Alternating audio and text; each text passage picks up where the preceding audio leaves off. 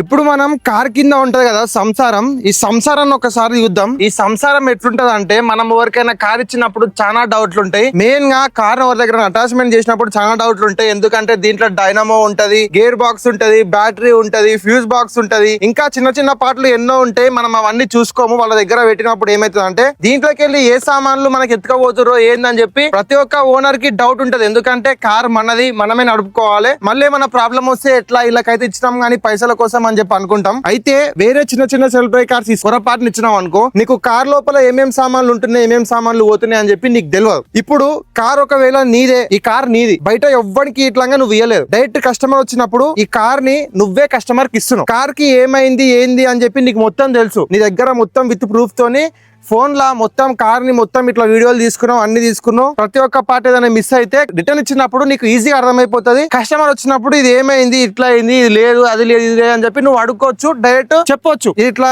ఏమైనా డామేజ్ అయితే సో ఇంత అమౌంట్ అయితే అది అవుతుంది అని చెప్పి నువ్వు చెప్పొచ్చు. దానికి ఒకటి సో అర్థం ఉంటది. కానీ నువ్వు ఎవరి దగ్గర కార్ పెట్టినావు అనుకో, ఏమైంది లోపల ఏందని చెప్పి సరిగ్గా చెక్ చేయకపోతే ఏమైతుంది అంటే కంపల్సరీ లాస్ అయ్యేది ఎవరు, నువ్వే. కాబట్టి మేము ఏం చేసినామంటే లాంగ్ డ్రైవ్ కార్స్ లో మా దగ్గర కారు పెట్టుర్రి, మా లొకేషన్ ఉంటది, మా గ్రౌండ్ ఉంటది, మా దగ్గర పెట్టరు అని చెప్పి మేము చెప్తాం. మీ కార్ ఏదైతే ఉందో ఇప్పుడు నేను చెప్పినట్టు మీ ఇంటి దగ్గర నుంచి రెంట్కి ఇచ్చుకోవచ్చు అని చెప్పి మేము చెప్తున్నాం. ఓకేనా? సో అట్లా మీ కార్ కి ఏమైంది, ఏమైనా ప్రాబ్లమ్స్ వస్తే ఒకవేళ కస్టమర్ కి ఇచ్చినప్పుడు ఏమైనా డ్యామేజ్ అయినా ఇట్లాగా చిన్న స్క్రాచ్ పడ్డా ఇట్లాగా నువ్వు అడగొచ్చు. సో అట్లా నీకు బెటర్ అనిపిస్తుందా, లేకపోతే చిన్న చిన్న సెల్ఫ్ డ్రైవ్ కార్స్ కి ఇచ్చి నీ కార్ లాస్ అవ్వడం, నీ కార్ నుంచి ఏదైనా పాటు అయినా ఇట్లాగా నీకు తెలియకపోవడం, లాస్ట్ కి నువ్వు కార్ ఎప్పుడైతే మొత్తం వద్దని చెప్పి వాళ్ళ దగ్గర నుంచి తీసుకుంటావు కదా, అప్పుడు నీకు ఒక్కొక్క ప్రాబ్లం బయటకు వస్తుంటది. కాబట్టి అలాంటివి ఏం లేకుండా మరి నువ్వు ఒక్కసారి ఆలోచించుకో, ఇంటి దగ్గర నుంచి కార్ రెంట్కి ఇచ్చుకుంటే మనం ఎంత హ్యాపీ ఉండొచ్చు మన కార్ తోని అని చెప్పి నువ్వు ఆలోచించుకొని దాన్ని బట్టి నువ్వు డెసిషన్ తీసుకో చిన్న చిన్న సెల్ఫ్ డ్రైవ్ కార్స్ దగ్గర నీ కార్ పెట్టే ముందు.